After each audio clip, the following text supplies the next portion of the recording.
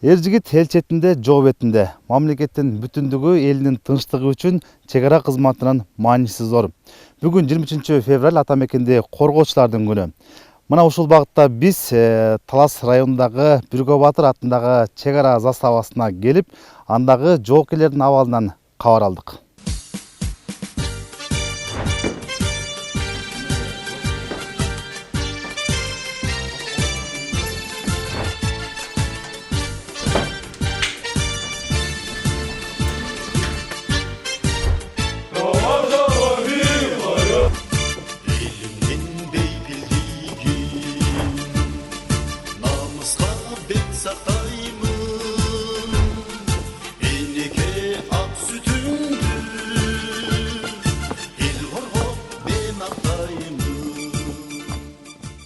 Ата мекенди коргоо ар бир эр жигиттин милдети. Айрыкча чек араны көздүн карагендей сактоо менен өздөрүнүн аскердик милдеттерин аткарып жаткан бул застава күнү түнү күзөттө.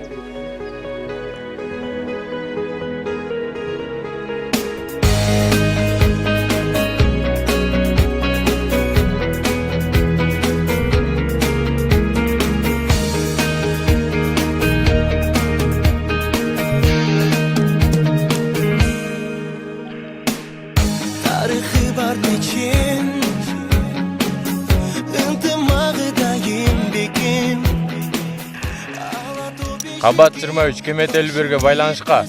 Абал тынч, абал тынч. Керемет аймагы желбиреп турсун байрагы. 20-29 аскер бөлүгүнүн Биргө Баатыр атындагы арал чек ара заставасы 2004-жылдын 22 октябрында түзүлгөн. Арал чек ара заставасы Талас районунун Арал айылында жайгашкан. Талас облусунун түндүк чыгыш тарабында Казакстан Республикасы менен биргеликте мамлекеттик чек араны кайтарып келүүдөбүз. Чек ара застава бүгүнкү күндө аскер кызматкерлеринин кызмат өтөөсүндө чек ара заставада бардык шарттар каралган. Аскердик техникалар, ошондой эле атайын каражаттар жана аскердик кызматкерлердин азык түлүк жана ошондой эле керектүү каражаттар менен мамлекет тарабынан өз убагында камсыздалып келүүдө. Бүгүнкү күндө мамлекеттик чек араны кайтарууда чек ара заставанын күчү менен жана аскердик техникаларды колдонуу, ошондой эле кызматтык жаныбарларды колдонуу менен ишке ашырылып келет. Талас облустук чек ара башкармалыгына караштуу Биргө Баатыр атындагы арал чек ара заставасы 2004-жылы түзүлүп, андан бери кыргыз-казак мамлекеттеринин чек арасын кайтаруу милдетин аткарып келишет. Заставада аскердик кызмат өтөө менен бирге мамлекеттик чек араны кайтарууга алып жаткан жоокерлердин бир күндүк иши таң эрте башталат. Белгилей кетүүчү жагдай, чек арачы жоокерлердин бардыгы бир учурда тургузулбайт. Анткени алардын арасында түнкү учурда чек араны кайтарууга алгандары дагы бар.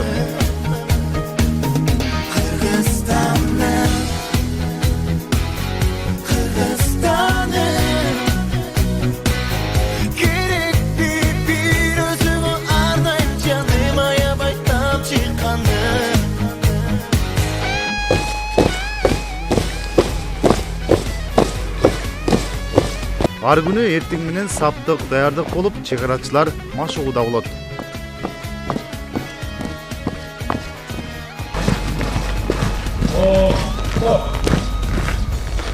Акыркы 6 айдан бери аскердик кызмат өтөп жаткан катардагы жоокерлердин бири Акжол Алымбеков. Ал Нарын облусунун Жумгал районуна караштуу Куйручук айылынын кулуну. Аскердик кызмат өтөөгө чейин жогорку билим алып, мугалимдик кесипке ээ болгон. Мен катардагы жоокер Алымбеков Акжол Алымбекович. Нарын облусунун Жумгал районуна караштуу Куйручук айылынан болом. Бул жакка чейин жогорку окуучайда окугам. Кыргыз мамлекеттик ден тарбия жана спорт академиясында адистигим аскерчиликке даярдоо жана ден тарбия мугалими. Бул жакка келечекте мен өзүмдүн оюмда бар болчу, ушундай аскер адам болсом деген ошо кыялдардын бирине жеттим. Келип өзүм жигиттик милдетимди өтөөгө мен 1-май тарабынан аскер комиссият тарабынан чакырылгам. Күзгү 2023 күзгү призыв менен келдим. Учурда аскердик милдетим чек ара кызматында өтөп жатам. Өскөлөктүн жаштарга айтмакчымын, бул өзүбүздүн милдетибизди келип өтөгүлө. Бул жакта баары жакшы, ойдогудай. учмал ысык тамагы менен, жаткан жерлер жылуу, чегараны ар бир эле адам көрбөйт, чегара тилкелери. Бул жакта биз кызмат каттар менен, кызмат иттер менен, техникалык унаалар менен чыгабыз. Көптөгөн жаңы нерселерди туш болобуз, жаңы нерселерди билебиз, окуп үйрөнөбүз. Ошолорду келип көрүшүңөргө мен да тилектешпин. Ар бир жигиттин бул милдети болгондуктан баарыңыздар келгиле. Жоокерлер саптык даярдык боюнча машыгуудан кийин ар кандай көнүгүүлөрдү жасоого өтүшөт. Мамлекеттик чегараны кайтаруу үчүн ар күнү кезметке чыгышат. Атайын куралдар камдалып, байланыш жабдуулары керектелет. Анткени кезмет учурунда жоокерлер ашуулардагы чегарага чейин көзөмөл жүргүзүүгө туура келет. Түздөн түз тур буйрук кылам Кыргыз Республикасынын мамлекеттик чегарасын кайтарууга кезмет түрү кароол чегара кезмети милдет көзөмөлсүз мамлекеттик чегара бузууларга жол бербөө жана аларга бөгөт коюу.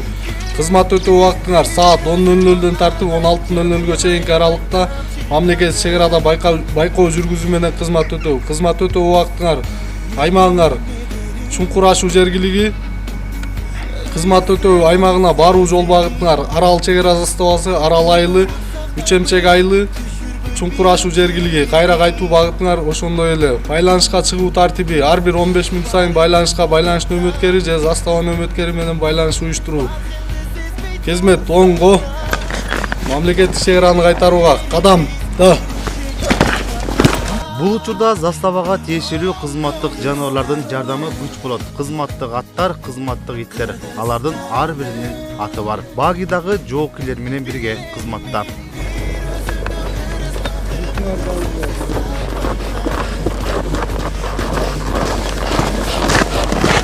Кезметке чыгууда аба ырайы чегарачы жоокерлерге тоскоолдук жаратпайт. Бирде бороон, бирде аптаттуу ысык. Бирок мамлекеттин бүтүндүгү, элибиздин бейпил жашоосу алар үчүн башкы максат.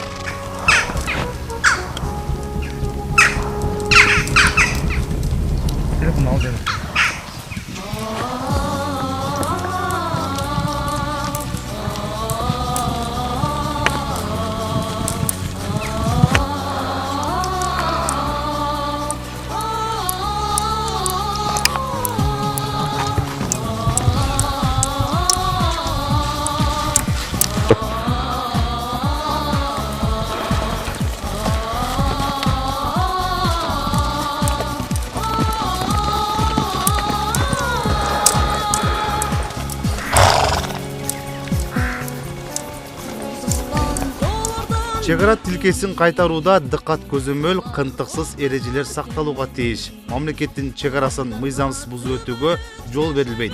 Бул багытта чегара аскерлери күжүрмөн даярдыктан өтүп, мамлекеттин коопсуздугу үчүн кызмат өтөшөт. Сактык боюнча биздики чегараны кезмети Кыргызстан Республикасынын чегарасынын аймагынан мыйзамсыз нерселерди болдурбоо максатында, аларды ошондой эле алдын алуу максатында бизде ар кандай чегара кезмет түрлөрү бар. Мисалы үчүн биздики азыр кароол чегара кезмети болуп аталат.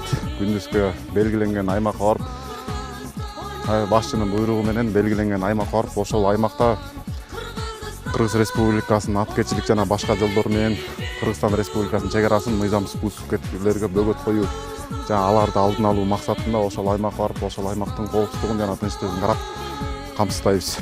Азыркы абалда келип кайтарып аткан аймак азыркы убакта аймак тынч. Бул жакта местный жителдер эле чабандар башкалар бар.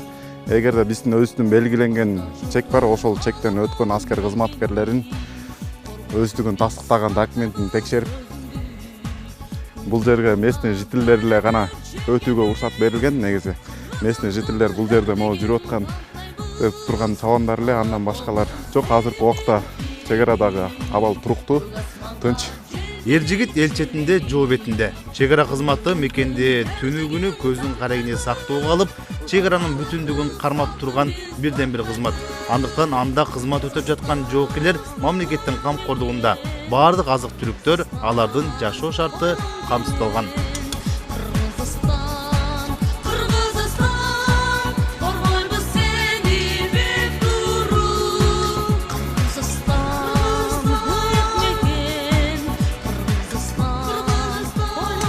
Бүгүнкү абал боюнча айта турган болсок, жоокерлердин тамак ашы жакшы.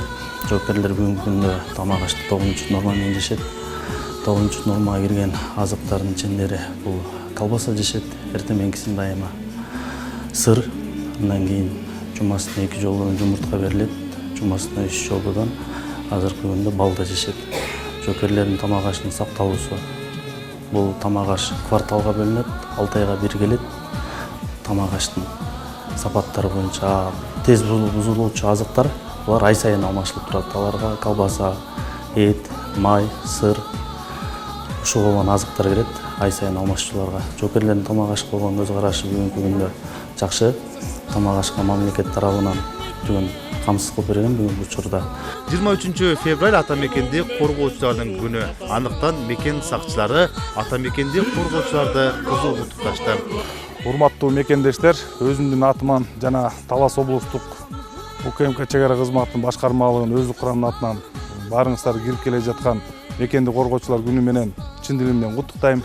Баарыңыздарга ишиңиздерге ийгилик, аманчылык, токчулук, үй бүлөңүздөр менен бактылуу болуңуздар.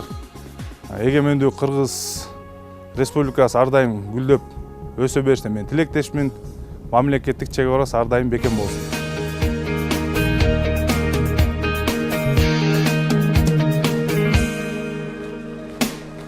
Тарыхы бар мекен, ынтымағы дайым бекем.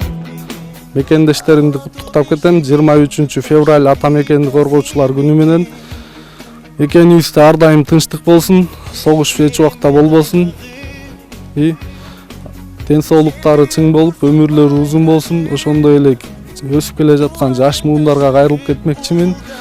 Ар бир эркектин милдети ата мекенди коргоого милдети бар. Ошол милдеттерин качпастан келип өтөп кетүүсүнө мен тилектешмин. Bir özümde ırız bakım, özümsüz atmaytlarım. Kırgızstan. Бакыт жакшылык жетишкендиктер болсун, денсаулыктары чың болсун, өмүрлөрү узун болсун. Gerek bir özümü ardayım canım ayabaytan çıkanım. Mekenim ederim. Кыргызстаныбызды жалпы мырзаларын 23 февраль ата мекенди коргоо күнүңүздөр менен куттуктайм. Мекенибизде тынччылык болсун, токчулук болсун, чек арабыз бекем болсун. Майрамыңыздар менен. Barımız bu tapta,